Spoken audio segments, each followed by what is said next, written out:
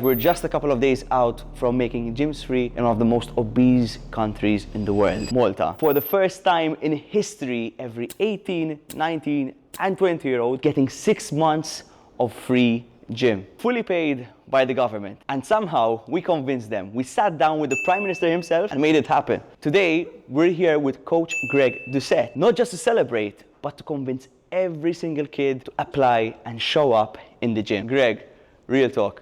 Did you ever think you'd ever see anything like this happen in your lifetime? Not in my country, but in another country that is actually thinking critically, absolutely. Interesting. And what do you think about it? I think it's an amazing idea. I think being proactive with people and trying to get them into the gym, prevent them from being obese in the first place is much better than waiting until they become obese and having to spend billions of dollars on healthcare. Did you ever have an idea like this before? When I was 22 years old last year at university, this is exactly what I thought would work out, to offer gyms free for people so that they could prevent them from getting obese in the first place. This is exactly what I think people need. Are you excited to see all the kids in Malta? And I'm super excited. I traveled all this way. I'm happy to see people, starting this initiative, and hopefully I can encourage even more people to do it, and perhaps other countries can eventually follow suit. Let's get straight into the workout, guys. Greg, IRL, I can confirm, is absolutely huge.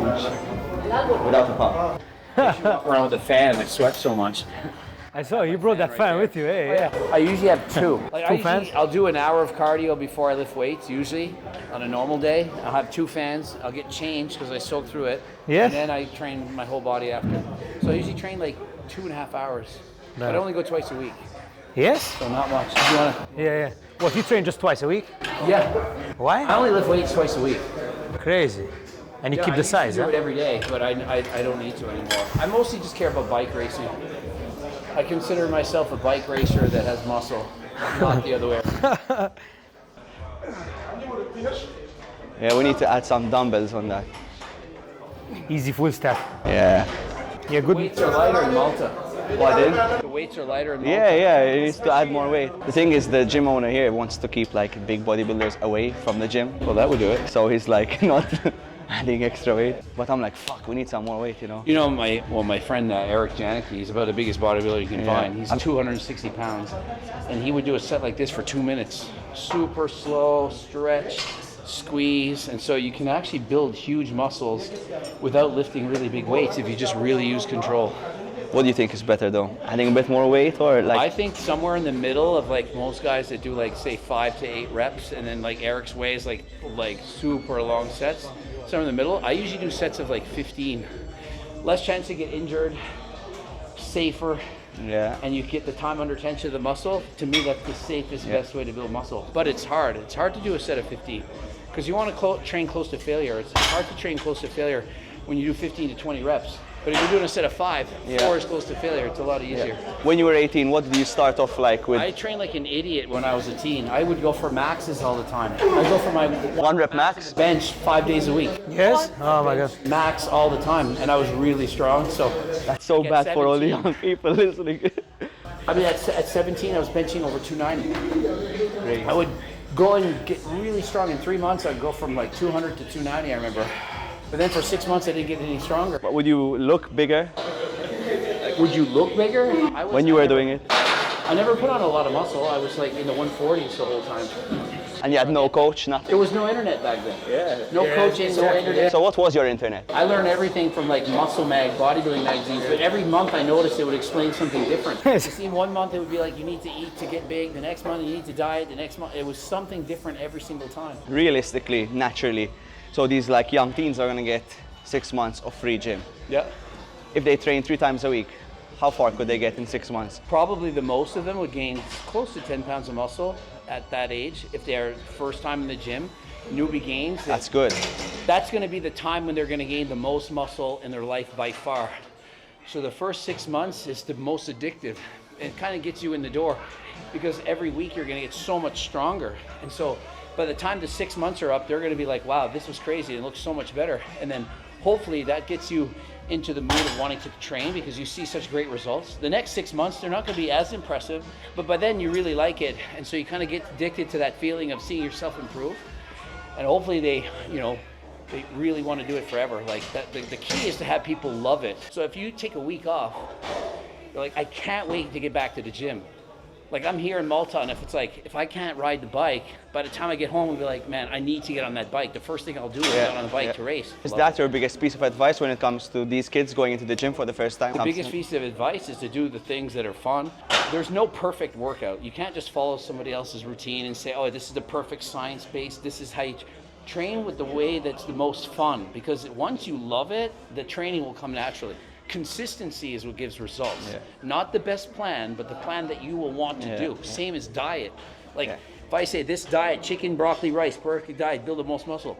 You do it for 6 months and you hate it. You're not gonna eat like that. I'd rather you eat healthy most of the time and have some cheap kind of desserts. You have to make it frictionless, because like the easier, less you're hesitating to get to doing anything in life, the more you're gonna just get the reps in and become better and stay consistent. Yeah, definitely. What would be your most important tip to guys who are getting into the gym who have no idea? Don't compare yourself to other people, because you see the Sam Suliks and these guys that have these crazy physiques. And so if you have expectations here and you're here and you only get up halfway, you could be disappointed. And so don't compare yourself to others, because you might have a friend that puts on 20 pounds of muscle and you put on 6.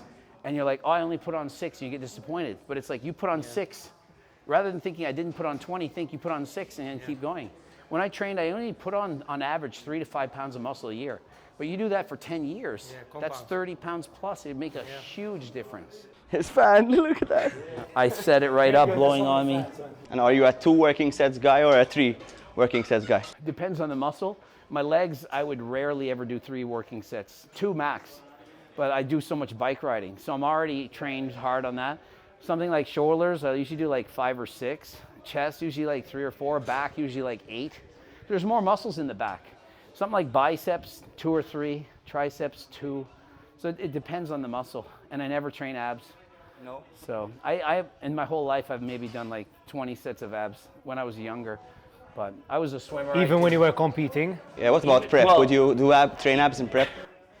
Prepping for bodybuilding shows when I was younger, I was still swimming.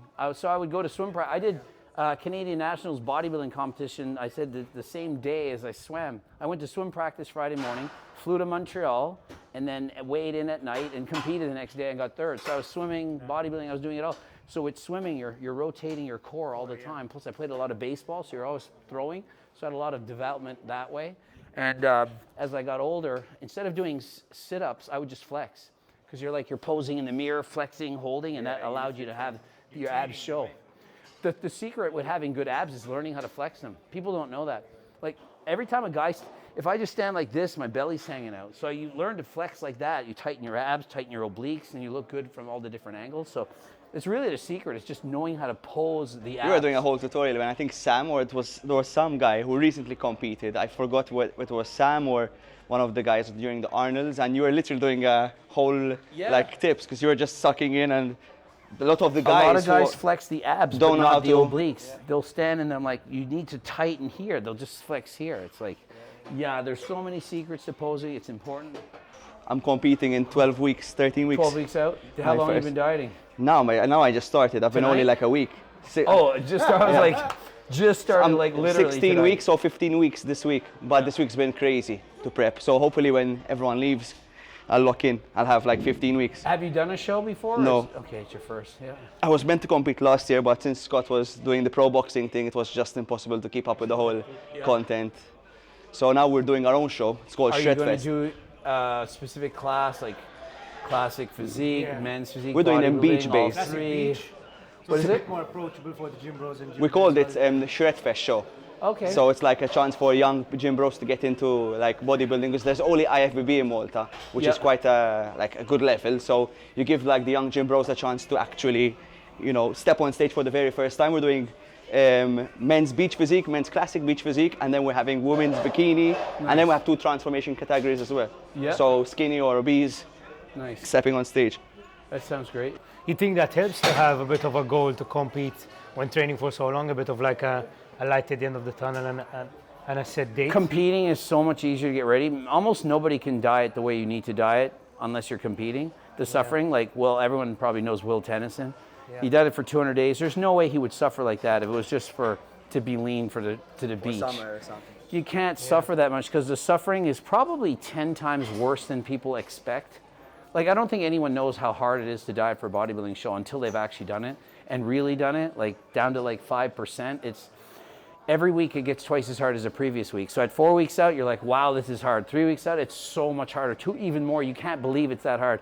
So the problem is sometimes your brain changes. You see yourself so shredded with the abs and the oil and the tan, and then after the show's over, you can't keep looking like that. Like, it's not normal to be 5%, then you have to go back to your old weight. And sometimes people can't handle that. What's your worst experience you ever had when it came to, how many times did you The first compete? time I ever competed, I gained 20 pounds within, I'm gonna say like 2 weeks after. Wow. I went from having the crazy looking abs to no abs, and people would come up to me and be like, what happened to your abs? And I'm like, well, you know, and I was leaner than when I started, but because I had seen myself win the bodybuilding show, I felt like I was fat. And so then I did another show, and then another show, and another show. So I was always on a diet. So you kind of get obsessed with seeing abs, which is not really realistic for most people. And so that's the problem. But for me, I was lucky because I was doing triathlon, so I was burning off so many calories that I could still eat quite a bit and still be pretty lean. But if it wasn't for that, say I gained 20, 30, 40 pounds, and then I would have been unhappy with how I looked. You get the body dysmorphia, you don't think you look good, and then how does that end up, you know? It was a couple days out, you were eating like 1.5K calories. How much were you on the like last pre-show? The last peak week was between 1,500 and 2,000 calories, but I was doing an hour and a half of cardio a day. Yeah. So, you know, that's a lot of cardio. I was burning 1,000 calories per hour like it was fit. As soon as I could eat something, I did. What do you eat? My first show was always potatoes with cheese on it in the oven. I don't know why. I was addicted to baked potatoes. I would eat as many of those things as I could, and then as soon as I was full on the potatoes, I would eat these chocolate turtles, they were called. Like, I don't know, they're just like chocolate turtles with like toffee and nuts. And then I would lay on the floor in pain, and as soon as the pain went away, I would eat more turtles. For like a month. God. And I just was like, I went as much fat as I lost, like I dieted for about 5 months. I gained it all back in a month. Wow. But then I did the show again, another show and another show, and I, you know, so it was just a back and forth. It took me probably, I'm gonna say 7 years until I got control after a show. I would binge eat all the time. So whenever I see people doing bodybuilding shows like you're gonna do one, that's why I warn them, I'm like, be careful after the show. Like the day after the show is when the real diet starts, because leading up to the show, you know you're gonna be in a little suit and everyone's gonna have 1,000 people looking at you. There's a lot of motivation to be ripped. The show's over, no one cares anymore. You're done. So now what am I doing it for? It's kind of like when people prep for a wedding and they just do the wedding. They have so much attention, there's a spotlight on it, everyone's excited, you have 100 of your best friends come and watch you. Then the wedding's over, everyone goes home, and now what? It's just you and your husband, you and your wife. Yeah. And so that's like bodybuilding. It's like once the show's over, it's almost like the wedding just ended. Performance is done. It is, and it's hard because then you're on your own, and then you're by yourself, and then you start eating, and you taste so good. What next? Yeah. How many times did you compete? 59. 59. Crazy. Not many have done that many. I mean, I absolutely loved it. So that's what I when I see 59 shows, I see, God knows how many weeks out Greg did. On average, you did 12 weeks? 12-week prep? I think that I've never done a show at less than 12 weeks prep. Yeah. It was always between 12 and 16. Yeah. So Greg did over 590 weeks of prep in his life.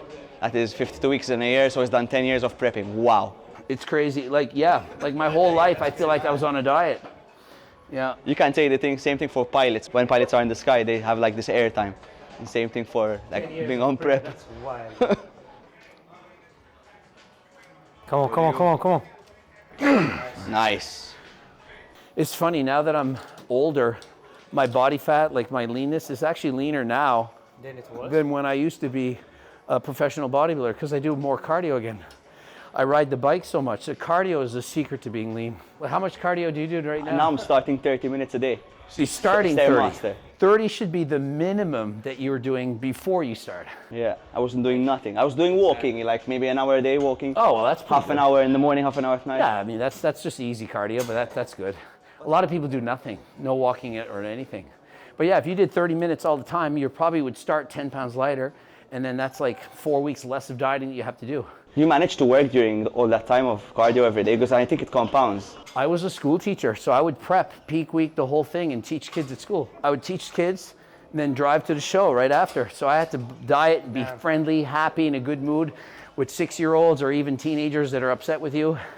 Keep your cool on no carbs, and then go to the show. Would they pass jokes at you for like being shredded? Like the notice, obviously, you change in terms of your like look. I would say that most of the kids didn't have a clue that I bodybuild, because when you're covered up, you just look small, right? I talked to some of my students from the past, like some of them in their 40s now. And they're like, man, we used to look back and think of you, you're that weird guy that always wanted to work out and diet and was training. They're like, we used to make fun of you behind your back type of thing, because I was like always in the gym and stuff, so. So imagine you had to go back to like being 18. What would be like something that you would do, like not do the same like mistakes, or like what's your biggest regret and you would tell all the kids who are gonna go into the gym to like not do?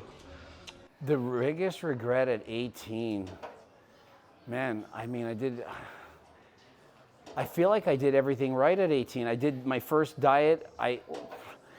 This is interesting though. I didn't know you needed protein to build muscle and stuff back then. This is 30 plus years ago. So I was a cyclist and I was a triathlete. And so for me, I would eat pasta all the time.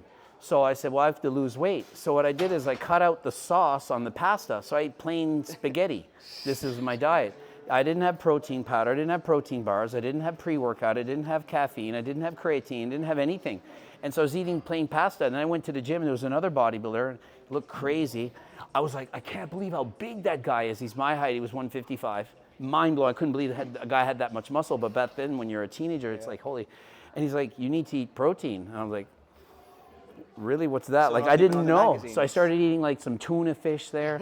I was eating 50 grams of protein a day for a bodybuilding show. 50 grams. So now it's like nothing. They tell you you're crazy. 1 gram per pound of body weight. I was like eating not even a half a gram, but I still won the show. So it still works. You know like your body just knows, man. I think sometimes there's a bit of like that adaptation that comes through. Like 1 gram of protein per pound of body weight is ideal. But if you have half, it's going to give you still 80 to 90% of the results. Yes. It's just everyone thinks you have to be perfect. But if you're doing it close to okay, that's all you need. Like my coach gave me 210 grams of protein per day. And if you ate half of that, at the show, you'd probably have 1 or 2 pounds less muscle. You'd still look great. It's just a little bit different. That's why, like, if I come into the gym and I did 10 sets of chest or 3 sets, 10 sets is not 3 times better. It's probably 20% better.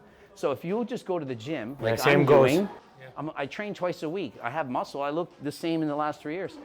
You don't need to train every single day. You just need to do like, a decent amount, like 2 or 3 days a week, and you're gonna look almost as good as if you went every single day. And cardio, you don't need to do cardio every single day. If you do like 3 days a week, like if you did 3 days a week of cardio and 2 days a week of lifting weights, you're gonna look almost like there's not much better than that. I mean, if you want to be a professional bodybuilder, obviously it's not enough. If you want to be a professional athlete, that's not enough. But if you just want to be a guy that's fit and shape and healthy, that's plenty. And if you had to do 2 workouts, you'd go upper body, lower body? I would do full body, both workouts. 1 or 2 sets per body part, it's plenty.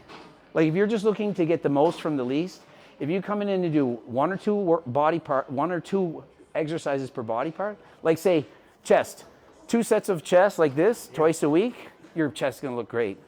You don't need 5 times more. It's just people get into it and they get obsessed and they want to be optimal. Like I train on my bike 3 times harder than I did 2 years ago, and I'm 5% faster. I could train half as much on the bike, I'd be 5% slower. I'd still be fast, but just not quite as fast. What do you think is the biggest excuse for people who don't train? Like what's the biggest excuse and how can They will definitely say time.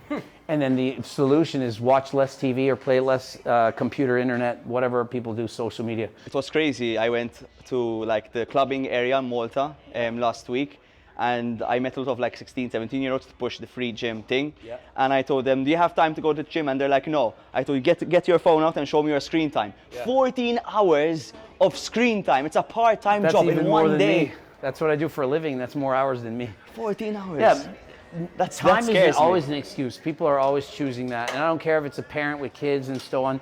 They're still spending time watching TV. They're playing on the internet. And so if you really want it bad enough, you do it. Yeah. But it's like I said earlier, you have to love it. If you like working out as much as you like going out to dinner, as much as you like going to the movies, going to the clubs, doing whatever, you have to enjoy you'll do it. Like going to the gym is the best part of my day. Like I get to drink my pre-workout, drive to the gym. It's like a fun experience, and I love it. If I hadn't had that, the days off are the worst days. And I was going to ask you, in another life, if the gyms had to never open again, what would Greg do? I was bike ride. Do you mean the gyms? Like I bike? Didn't exist. Like imagine maybe. the gym didn't exist. I would be riding in my basement on Zwift, which I do right now 5 days a week. I only go to a gym twice a week. The other days I race on my bike in the basement, or I can go outside and whatnot too. But You should try an Ironman one day.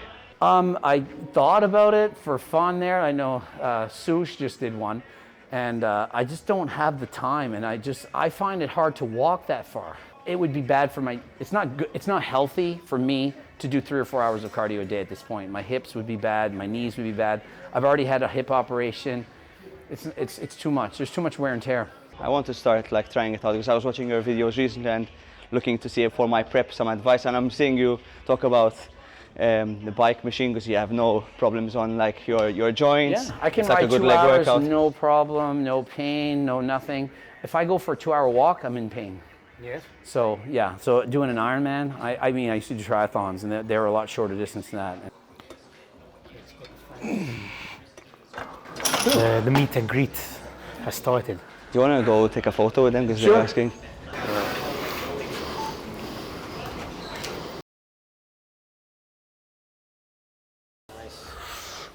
You can tell he loves the gym. I used to train a lot harder, but now I'm It's your favorite line, Greg. harder than last time. Yo, Greg, strong, bro. From all like the creators you've worked with, who surprised you most when it comes to their like raw strength? Will? Will. Yeah, like he would do the whole stack for leg extensions, leg curls. This is like 2 weeks out from a show when you're usually super weak. He's like, yeah, I'm just gonna do like whatever, like 8 reps. And I'm like, with that, it was like my end set. I was like, he's warming up with my end weight. And who was the craziest workout you trained with? Like from a collab perspective. I mean, that workout was with Will, but we didn't film it. We just trained as buddies. Like, yeah, I mean, nothing's coming to mind that I remember. Maybe the right fight in offhand. Miami. What's that? The like fight in Miami. Remember? But I don't remember like one being like crazy. Like you came home with like scratches there. What? They're like Jesse James video.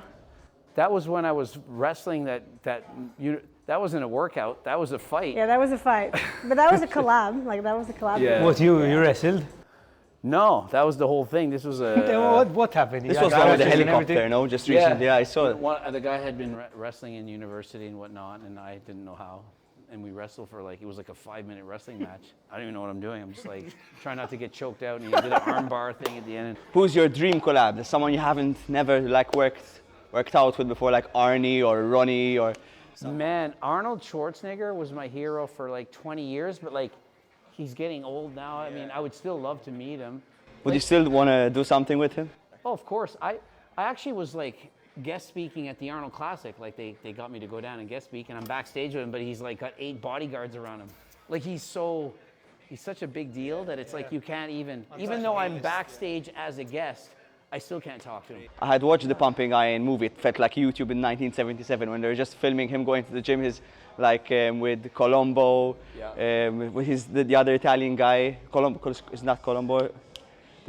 Frank Zane. Franco Colombo? Franco Colombo, yeah. Yeah. Like him and this guy, they're dapping up each other. He's teaching the short guy how to pose so he doesn't look.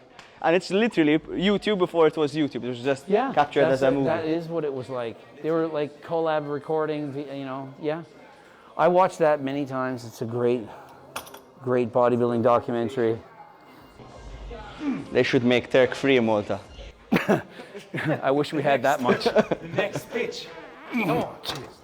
Greg, Prime Minister in Malta for a day. What will That's a good question. We have to smuggle the seeds in to get it planted in other countries. It's so hard to get this stuff. It's only like, you can only grow it in Uzbekistan. Yeah. Or is it just a joke? China has a copycat plant called cyanosis, but it's not the same thing. It doesn't have the same ecdysteroid content. That's what 99% of the industry is selling. The one that you were calling out, more plates, more dates about. Yeah, Gorilla Gorilla Mind, yeah, in the. Yeah, I mean, we've tested basically everybody's products just to see, like even a couple of years like back. And we're like, "Whoa, they don't have what they're saying," but I didn't say anything. Meanwhile, everyone was like, "You're selling snake oil." And I'm like, "Oh, really? I am." Meanwhile, we have our tests and we have the tests of other people. But now people are starting to get onto it that ours is actually legit. It's a slow process because, you know, they have that thought, okay, it can't be real. You're lying. You're cheating us. It's like, how do you overcome that? It takes years, really. You prefer content, Greg, or business, Greg? I hate business, Greg. It's not, I don't like that. Business stuff. really into the business side. I don't like business stuff. I like having fun. T-plug, just running around, Yeah. just making jokes and having a good time. I see you. I don't have a business degree. Yeah. I went to school to be a kinesiologist, like to study, you know, fitness, not to how to market products. Yeah.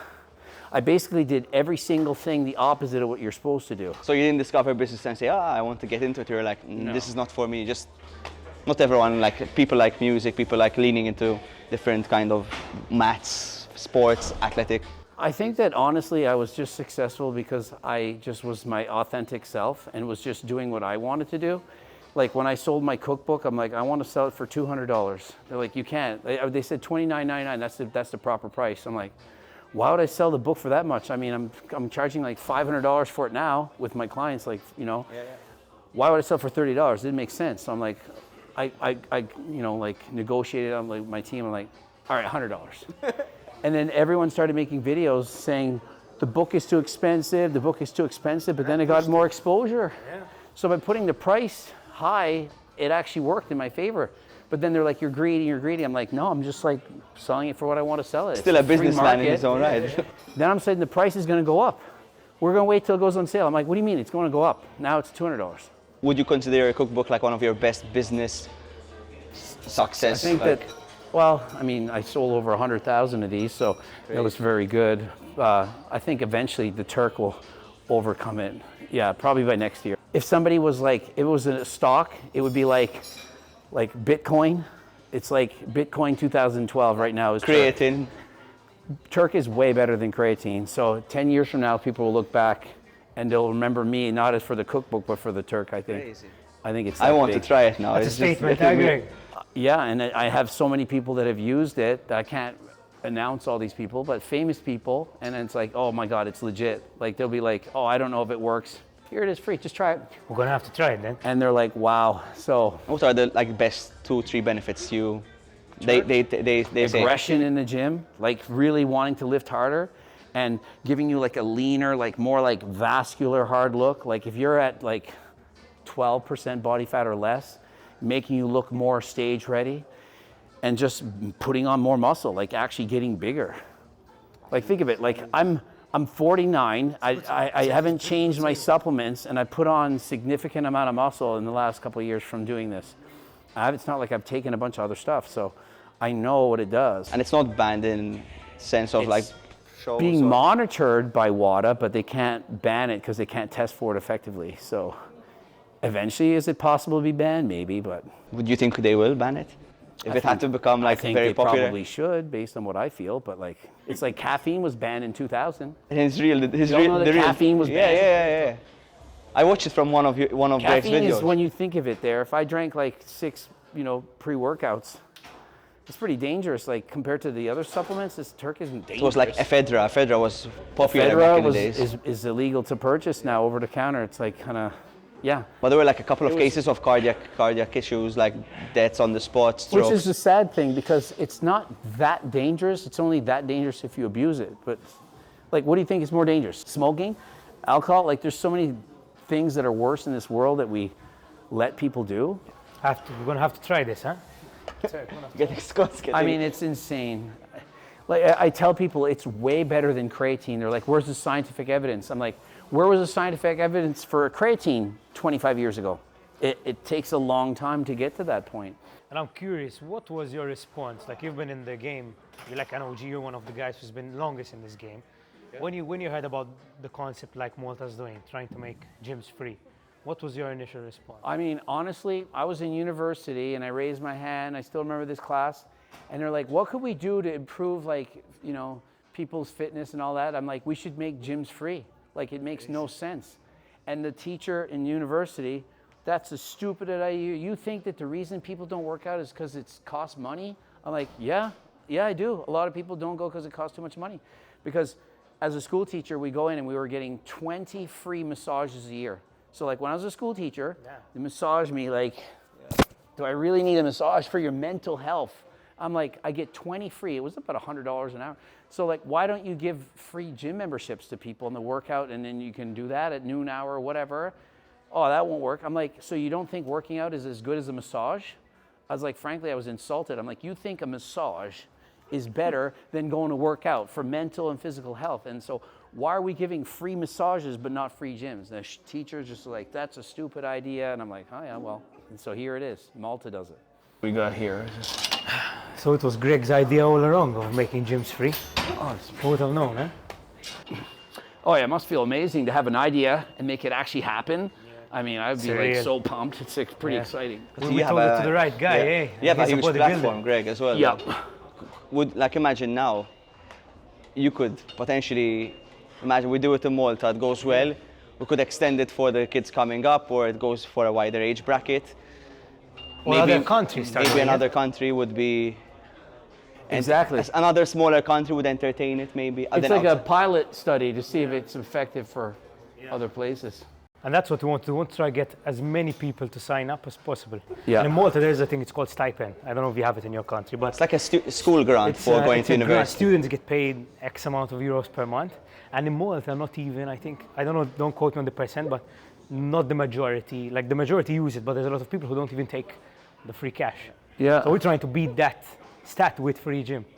So why do you think so many young people will hesitate to go to the gym even though it's free? Why would they hesitate? I mean, there's a bunch of reasons. One could be they're embarrassed that they're not in shape. They think they'll get made fun of.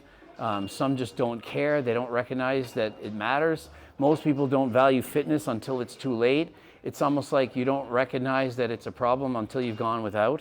I think that's a huge reason. Like people take their health for granted until they get older. Like people in their teens, 20s, get drunk all the time, not really care, and then they get older and like, wait a minute, I should actually probably not do that. But when you're young, you feel invincible, whatever. Plus younger people, they usually, obviously they look great in general. Like when you're 20, you're gonna look better when you're 80, no matter what. So you don't really see the problem. You don't think, well, if I do this and do that, I'll prevent osteoporosis when I'm older. It's not, they're not aware of it. What would your advice be to people who are shy or scared to go to the gym for physical reasons? Yeah, that's a great question. And the thing is, everyone is more concerned with themselves than anyone else. Like if you come into the gym, everyone's going to be staring at me, everyone's going to make fun of me. No, they're not. They're all worried about the same thing that you're worried about. Like when you come to the gym, no one's looking at you and trying to make fun of you. It's not their thing. They're worried about, do I look okay? Is my form okay? What are other people thinking about me? They're not looking at you. But people don't understand that. They all have their own think, problems, they have their own shit going throughout They're their in day. their own So head, eh? people, when they're walking to the gym for the first time, they think, oh, we're all looking at you, and everyone's in their own head. exactly. Everyone has their own Everyone problems. is in their own head, and people don't understand that the world is all concerned with themselves. Like if I said, hey, I got in a car accident today, I had a horrible day, it's this, my knee hurts and that. It's like, okay, they'll listen to you say, yeah, but they're more concerned about, wait, I can't pay the bills, I'm hungry and I feel fat. Their own body. They're caring about their own insecurities. So imagine I walk in, I'm insecure that my shoulders are small. The guy next to me is insecure about his own legs. So he's worrying about his legs, and he thinks I'm looking at his legs, thinking that he's like insecure about his legs, but I'm thinking about my shoulders, that I need to grow them. So everyone is literally doing that times the 8 billion people we are over here.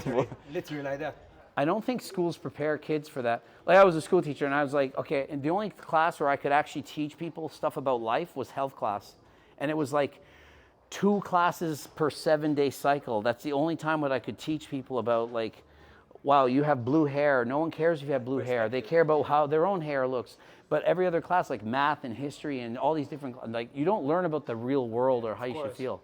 There's not enough time to like actually think in school. You're almost just taught, learn this, memorize that, do this, and not enough time to like reflect and do some critical thinking.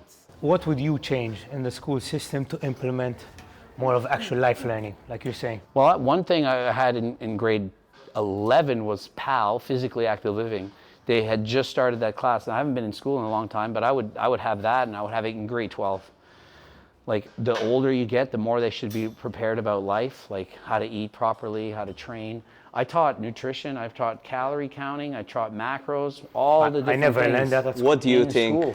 What do you think about learning macros in primary school? Like you learn centimeters, meters, all I this think they stuff. would be too young to Too young? learn Like protein, carbs, fats. Yeah, like basics. Basic. As a grade primary student, they could learn a few things. Like so protein and carbs have 4 calories per gram, fats have 9. You just learn this basic stuff. So then you go to your mom and tell her, "Mom, I learned protein I need to eat because it has this much of grams or whatever." Or even like you said. They definitely should start young and keep it basic, and then every year build onto that. And then by grade 12, they should know everything. Go micronutrients You, more. you just said that by 18 you didn't even know what protein was. Right. And that's true. Like, Yeah, why would I Like, okay, know now it? today No. there's YouTube and there's videos.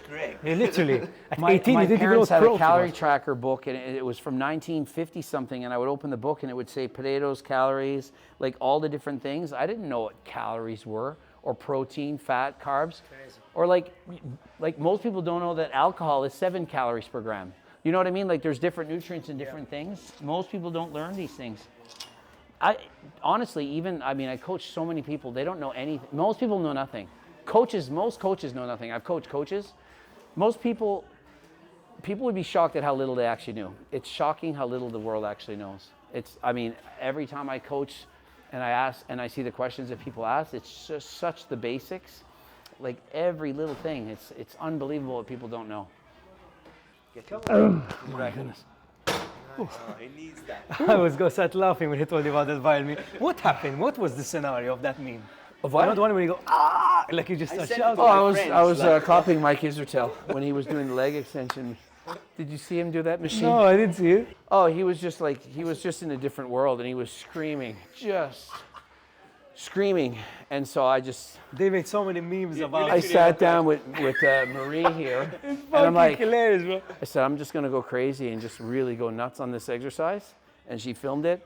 And my staff they came running down. They thought I was gonna need to go to hospital. I didn't warn anybody. I was screaming for all my life. Yeah. You look like you are in a hotel, but a hotel like... That's my basement gym. Oh my God. Yeah, I one can take. imagine your team coming down like, what the hell's wrong Oh, with just Greg? screaming. I was like, yeah, just like. Would you ever do a comedy show, but fitness edition? Stand-up comedy, Greg? That would be crazy. I feel like it would be too much work. Like have it planned like that. Planning to be funny and just being funny by fluke is a lot. It's two different things. Like standing and telling jokes that you preset. I don't do that stuff. You're very like off the cuff. So would you manage to do half an hour off the cuff? Because you have the experience from being a teacher. the There's experience no way from... I could do it. I'm not a comedian. I can respond to other people and say things and what I think. And if it happens to be funny, good. But if it doesn't, it doesn't.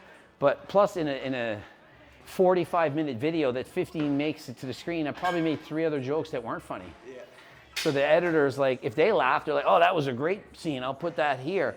So you end up trimmed into looking better than you actually are. And what's the biggest lie the fitness industry tells young kids who start going to the gym? Oh, that they can like become awesome if they just keep training. That it's if they just work hard enough that they'll get this great physique. That everyone can do it. That genetics don't matter that much. The truth is, genetics matters more than every single thing you'll do in your life. Great genetics, training like shit once a week, showing up eating burgers and fries, will do way better than shitty genetics training 7 days a week with a professional coach doing everything right. So you think there's a huge discrepancy between shit genetics versus prime? Yes, I've described this top-tier in genetics. details, these genetics. Chris Bumstead, if he had have never showed up to a gym in his life, and he's 29 years old, and he would show up to the gym in 3 weeks, would look better than most people training their whole life. Did you see him when he was 18 playing volleyball? Yeah. He'd been training a year. He looked on steroids and he was natural, and he'd only been training for like a year. This kid was just insane. Genetics is above everything. It's just, that's the sad thing. And I'm like, I hate to say it, like, you'll never look good no matter what you do. Who wants to hear that? So when I make videos saying like, your genetics aren't that good, no matter what you do, you're never going to be good at bodybuilding. It creates such an illusion in the industry, just genetics in itself. And it actually pisses me off. Like fitness influencers, they'll show a guy who's been training for 10 years, and they'll be like, oh, you haven't trained right. Look at your genetics, like look at your physique. if you trained smarter, dieted harder, did all this, you would look way better. I'm like, just because you did doesn't mean he could. Your genetics are amazing. I could literally never show up to the gym in my life, ride on a bike, and at 60 years old have a better body than 99% of people. It's not because I'm somehow special, it's because I had better genetics. There are these very average guys on Instagram Reels going viral, and all the comments are absolutely hammering the guy saying, oh, you don't train, or like, what are you trying to promote here? You just don't train hard enough, you're not dieting enough. Like, there's guys that train in the gym for 10 years and you can't tell they work out, and they train hard and they try.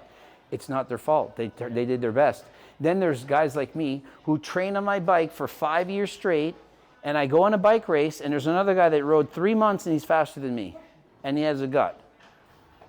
Genetics, their heart is just more fit, like they just have genetics to do cardio. Yeah, and if you apply all like the science-based stuff like Jeff, everyone talks about, and you already like training, like for example myself, if I optimize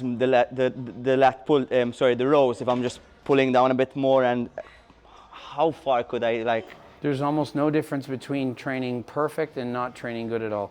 80%. If you come in here with the worst form in the world, there's a guy down home, he's a professional bodybuilder. He's never done a set within 5 reps of failure. He shows up to the gym and talks for an hour. He looks twice as good as me, he could be in the Mr. Olympia. He trains 10 minutes, he doesn't do anything. And he's amazing. His physique is ridiculous. Genetics. Like, I've never seen a man in my life train as easy, never hard. He's not strong, but his biceps are this big. I'm like, I've seen him work out 100 times, I've never seen him do more than 3 sets. He shows up and looks amazing. He grows by looking at the gym. And he diets on, like, he'll go to a fast food restaurant and order like a quesadilla or whatever. Like, it makes no sense. I mean, you see the first shots of Arnie when he was like 16, 17, still. Yeah, massive at 16. Do you think Sebum versus Arnold? Sebum will win by a lot. Yeah. What? Oh yeah, yeah. Arnold would have had to drop 3% body fat probably. Arnold at his leanest would be like off season for today's standard. Yeah, it's in the not Pumping fair. Iron movie, you see him, but he's not chiseled. dialed in like. Sebum is like 4% body fat. Arnold's like 6s. It's not. But not what physique would you prefer? Like from a competition point of view? Yes, I You- know. you- Like you- he has you less. judged before, no? Yes, you have, no? You judged before, What so physique would I prefer? Like, if you I had would to want to judge. have Arnold's chest and arms, but I would want to have Sebum's everything else. Sebum looks so good because he has very wide clavicles and a small waist. his waist is so. I don't particularly like his legs, really, and I don't really like his biceps, but the X frame that he has is like, it overshadows every other weakness by so much. That's why he's good. If Sebum's waist were like my waist, he would never win. He'd be all right, but yeah, that's the difference. His waist is just so small and it just vacuums it in. And in the next 5 years, 6 years, 7 years, who do you think is going to be the new era of like? Could Mike anyone come Sommerfeld close? is going to probably break Sebum's record of classic physique, You think so? Mr. Olympia champion, unless they do something with the sport to change the weight categories. Yeah, 'cause he's he's so like far dominant. Yeah, he looks like a that 2-1-2 almost. He would beat Sebum. So what does that tell you? So Mike Sommerfeld had 1 vote from the judges over him. It wasn't even a perfect score, and he was still under the weight limit. It's not fair. He's like a bodybuilder competing in classic physique. Sebum is a classic physique competitor, and he tried bodybuilding, and he did pretty good. He got second, but Mike Sommerfeld could be top 5 in the Mr. Olympia Open. That's how good he is. So if like Logan had to take 2 more Logan years looks off season. classic physique. Logan has But would he 0% compete against- chance of beating Mike Sommerfeld. never? Never, ever could he ever have a chance of beating him as good as he is. It's not even remotely close. Because he has a bit of the height advantage for classic. It's like Mike Sommerfeld, if you told me he somehow had his hair 2 inches up and that gave him 2 inches of extra height to allow him to weigh more, he's so much bigger for his height than everyone else that it's almost like he's in the wrong category. He's so much better. It's like a pro against amateurs. You were there in real life, so This you is saw me them, no? glazing him, but it's glazing. He's using his Gen Z vocabulary. Yeah. yeah, it's like, bro is just insane. It doesn't make sense how good he is. The legs are crazy, the back is crazy. He's so good. He's like, I swear, I would want to see him in Open in the Olympia. Would he have a chance, you think, in Open? not to win. Standing with Derek and all of He these wouldn't guys. beat the top 3, but he would be in the top 5. Because I saw him with Sven. I would want to see him against Keon Pearson, the 212 champion. Yeah, yeah. I think he would beat him, and he's a freak. He's like insanely good. I think classic physique needs to change. I think the weight class is too big because the same man in classic physique can win open. Sebum switched to bodybuilding 2 weeks apart and got second. What does that tell you? The same man is winning every category. Would that happen in the women? Imagine a woman's in a bikini doing her thing, and she competes in bodybuilding the next day and then wins second? It would never happen. Classic physique and bodybuilding are basically the same sport with the weight class, but it's so minute the difference, the same guys can win. Now, a guy like Logan Franklin, he couldn't go in open bodybuilding and do well. He would be like probably near last place. So it's more like, yeah, that's classic, that's different. We need to put on 20 more pounds. I think that they should have a division, and I want to call it classic physique light, and all the categories are 20 pounds smaller. So a guy 6'1", like Sebum, instead of weighing 240, he's 220. He's still huge. My category for my height is 193. I'd be 173. 173 at my height is still freaking You'd jacked. coming down though. You'd come in way. When I won the drug-tested Canadian national overall title, I weighed 169. And I was still not as lean as I could be if I was a pro. So still under the weight class. Brandon Harding, you guys know that guy? He's He's pretty the young famous, guy. like maybe Yeah. a million followers or so. Yeah. He was 30-something pounds under the weight limit when he turned pro. Crazy. And he's huge. Like, I'm like, How does that happen though? you 'Cause- see Urs? Yeah, yeah. Urs is 275, and he just looks like a monster, and he's classic. It's just like, it's He looks crazy. like an open bodybuilder. When you see him off season, like he was working out with Sebum like a couple of weeks ago. Yeah, He's and so he's still big. classic. So in my mind, he's also an open class bodybuilder because he could compete in open and still do really, really good. So I would want to see a lighter weight class for more the mainstream. I don't even call it like the friggin' Abercrombie Beach model body physique. It's like, I just want a division where you don't have to take $15,000 worth of steroids for a cycle to compete. Because classic physique, the bodybuilders, the muscles are just right below bodybuilding. I want a smaller division that's more attainable. You think it will appeal to people? I think way more people would compete in that. Like imagine if they added this category and Sebum came back and he went into classic physique light natural. Imagine what that would do for the sport. Hey guys, and then you could promote smaller guys that are lighter and still athletic and still have the great physique. That would be crazy to see Sebum natural like on this classic light, and he looks crazy. That's game changing. When I first saw Sebum compete at the Nationals and he got second, and I was like, oh my God, we've just discovered a superstar. Like he got second in the show. He weighed 222. How old was he? Like 21, 22? Yeah, like just it was the year before the same year he turned pro. He turned pro like 2 months later. I was like, I've never seen a physique like this in my life. I was like, this guy's gonna be crazy. And then he didn't even win the award for it. They had an award for the most potential, and they gave it to the guy that won. I was like, are you kidding? The guy that won was great, but this guy was something else. Where the shoulders were this wide, the waist. I'm like, this physique is indestructible. It's nuts. So you knew from back then that I like Sebum his had that. physique better when he was 220 than 240. 240 is bigger, thicker, more bodybuilding, but that younger, smaller physique was more aesthetic. The aesthetic, It was more like attainable, but not attainable. I just was It's so like much going more back of to a the fan. 80s, 90s era where you have Frank Zane. Honestly, it wasn't going back to any of those years. It was even more impressive than that. Crazy. To say he looked like Frank Zane, it's almost like an insult. Like it's better. It's like he was that good. When you saw him, you knew then. Yeah, I did not know he was going to look that good. He stood up on stage and I was like, oh my God, he looks like that. Like he was 21 or 22. He was so young. And then when he turned pro, the show I watched in Toronto, he got second out of like 25 guys, and he wasn't even in shape. He was off, probably 2% body fat too high, and he still won the show. And I'm like, holy shit, I couldn't believe it. Then he went to the Olympia and got second. I had him winning. First show, I was like, this guy should be winning. So it was just like unreal. And then they kept upping the weight category. He kept getting bigger and leaner. And I'm like, he's great, he's bigger, but not better per se. Like bigger isn't always better. I didn't think it needed that. So now you got Mike Sommerfeld, who is ridiculously, amazingly good, but I think he's too big for classic. Like I want classic to be something that's like a different sport than bodybuilding. So I don't know, maybe they'll do it someday, you never know. An hour and a half a day of cardio, you said, or an hour? An hour to an hour and a half, yeah. Every day. Sometimes 2 hours, but like maybe only every 2 weeks. You take rest days?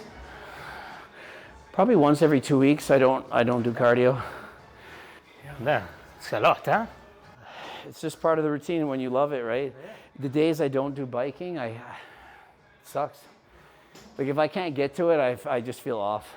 You feel more tired, more sluggish? Or no, I just enjoy it so much. It's like, it's kind of like if you like having sex and there's once a week you don't have sex.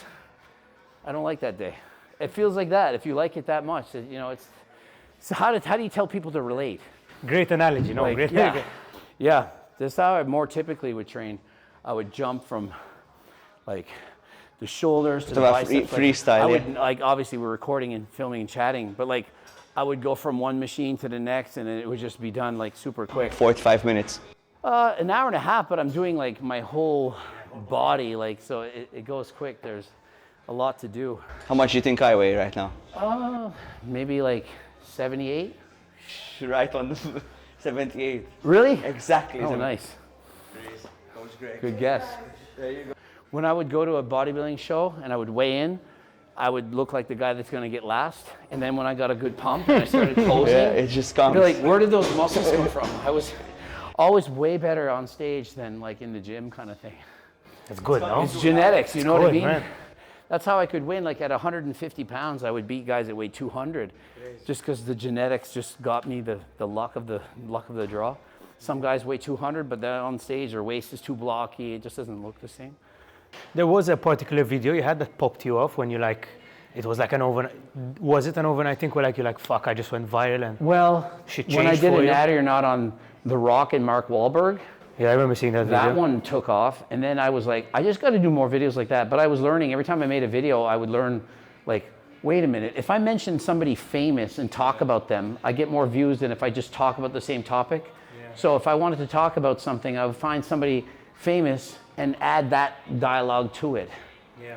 So that's the way to go. Like somebody famous did or said something, I'll comment on that and then I'll explain the science behind it because it kind of draws them in the door. Like the famous name, like The Rock, teaches it. Like everyone knows who The Rock is. So if I say, well, he's not natural, it's better than just saying, here's the signs to look for somebody that's not natural. It's better to talk about the guy. Yeah. Yeah. Stupid question. Is it harder to gain muscle or maintain the muscle? Is it harder to gain? Or maintain? It's so much easier to maintain. Maintaining muscle is very easy. You only need 1/3 of the work that you did to get there. So for example, you to maintain your muscle, you just need to keep on doing your If you train 6 days a week to get to where you're at, and you go 2 days a week, you'll keep where you're at. Okay, that's not too bad. Way easier. Gaining muscle is hard, keeping it is relatively easy. There's such a narrative that you like if you stop training for a week, you're gonna lose, you're gonna lose, you're gonna lose. Don't you feel like sometimes there's always this Depends like, on narrative? how long you've been training as well, though, I no? feel it all the time. Like during that whole COVID thing, Yeah, that's exactly. I mean, I went from training 6 or 7 days a week on a 4-day split, doing everything professional, to basically doing like push-ups and like some, like almost nothing, and I hardly lost any muscle. It was crazy. I was expecting way more. And then once I could train again, it kind of came back so fast. So it's like, wait a minute, you don't really need to do that much to keep it. And then shortly after, I mean, now I'm not competing and I just do the twice a week thing, and it's like shocking. Because think of it, I'm training on a bike like 7 hours to 10 hours a week, and I'm not losing all my muscle. So that's another myth. People think if they do cardio, they're gonna lose all their gains. But here I am, almost 50 years old, and I still have tons of muscle, and I do tons of hard cardio. Yeah. So people shouldn't be scared of cardio. Same thing for people like who are natural. Is it the same? Will they maintain as easy? I would as say, like on TRT? Or? I would say the closer you are to your genetic potential, the harder it is to keep. Like if you've only been training to the gym for a year, it's very easy to keep that. But if you've been training for 20 years, that's the hardest time to keep muscle. When you're the closer, it's like an elastic band. The longer it's stretched out, the more likely it's going to push back. If you've only been stretching it a bit, it's easy to keep it there. But if you've been really training hard there, it wants to snap back. I would have said it's the other way around. It's like because it's like your muscle maturity, you know, the more the muscle knows. You feel like the longer you've would think trained, so. it kind of Yeah. sits there permanently. Unfortunately, the body's homeostasis wants to be like normal there. Like, so let's say you put on 20 pounds from this. Yeah. Your body wants to be this all the time, say. Once you've got 20 pounds of muscle, it kind of wants to go back to this. Okay. So if you only put 5 pounds of muscle, that's not that much more. It'll probably keep it easier than if you put 20 pounds more. And the more muscle you put on, the more you have to do to keep that exact look. Yeah. So unfortunately, it's easy to look a little bit above average, harder to look way above average, and then really hard to be way above average. And then you're gonna lose it quicker the more further away from your homeostasis that you are. Damn. Same as body fat. If you're 100 pounds over, if you bulk up for a year straight, eating ice cream every night, you'll lose weight like that the first 10 pounds. The last 10, that's the hardest 10 to lose. Yeah. So unfortunately, that's how it works. So going back to like what we're doing in Malta, what's your vision if this really works out for us, that within a year we see good results? What do you think is the next step? I think they would open it up to a younger age and then slightly older and just keep expanding on that. I think the more it can be applicable to more people, the more people will benefit. Would you have imagined anything like this happen in your like lifetime, to see a country make gyms free? Or I mean, honestly, I think that logically it makes sense. I think that all the government would need to do is try typing it in ChatGPT and be like, does this actually make sense? Is there any validity to that? Because if you think logically rather than just emotions, and yeah, like logically it makes sense. So if your government can think logically, then well, why not? Problem is getting them to think that way. you think someone like Donald Trump or the Canadian Prime Minister would entertain any of these ideas, or is it too far-fetched? I think that if they see the research and it shows that it's effective in another country, then would they not be idiots to not kind of learn from other people who have shown something promising? Like if you have the research and it's like, look at this, it did this, then why not? Like Canada legalized marijuana. They must have got that research to say, well, these countries have it legal and it doesn't seem to be too bad. And wait a minute, you can tax it and make billions of dollars in revenue from this? I like billions of dollars, and so why not do that? And so if they say, oh, wow, we could save $1 billion by having free gyms and motivating people to go to the gym that way by preventing, obesity, whatever, why wouldn't? They're going to say that we're going to have in the next 30, 40 years, most likely, because of the problem with the birth rates, we'll have either robot nurses, or we're going to have to try and increase the fertility age of humans, which is absolutely crazy to think about. So being able to carry your own body when you're 60, 70, 80 and prevent going to the hospital is going to be so much more relevant than it is today. Because today at least there are enough people, but maybe in 10, 15, 20 years from now, who's going to... Obesity rates are only rising, so it's only going to be more and more of a problem. It's a crazy paper that came through. It was a whole meta-analysis that by 2030, a big percentage of the worldwide obesity rate is going to be like at an all-time peak by 2030, which is like 5 years from now. Oh yeah, every year the overall the percentage of people who are obese or getting diabetes is up. Like you say in the videos, it's a thing of we're Always getting addicted to worse. comforts. Building muscle is not the hard part. The hard part is having the frame to have that muscle on it. Because you can't, like Mike Sommerfeld that we spoke of, his genetics are so good, his shoulders are this wide and he has a small waist. So all he has to do is put a bit of muscle and he looks automatically going to be good. But if you have a horrible frame, So you think you my could frame put, is in my favor? yeah. That's at The least genetics are there. This is what I mean when I go rating like subs genetics and stuff. I'm going by the structure of the physique. Like if you got that person shredded and had muscle on them, would they look good or not? And that's the hardest part, is to have the frame, because you can't change your bones. Yeah, you can't, Yeah. That's exciting. I'm going to look forward to... Getting peeled. Yeah. And for the first show, it's not like you have to show up like at 4.8% body fat. You show up at like 8 or under and you look pretty damn good. Completely natural, of course. But you think maybe as a natural guy holding on to 2 more kilos and looking a bit less diced but a bit more No, size, leaner is better. So always leaner is Always leaner is better. Interesting. Yeah. As they say, lean is low. Yeah. And when you're shredded, you look bigger. Like you'll look bigger shredded, but only with your shirt off. In clothes, people will be like, oh, you look small. And then you rip your shirt off and you do one of these with a pump and you'll be like, holy shit, where'd that muscle come from? And then you're standing against guys in your weight class. So you're gonna look big because everyone next to you is your size. Yeah. And then the smaller your waist, the bigger your shoulders look. So the illusion is like, wow, look how big his shoulders are, because they're comparing it to your waist. Now, if you stood next to Arnold in his prime, they're gonna be like, who's that little guy? But you're not gonna be standing next to Arnold. No. So that's the difference.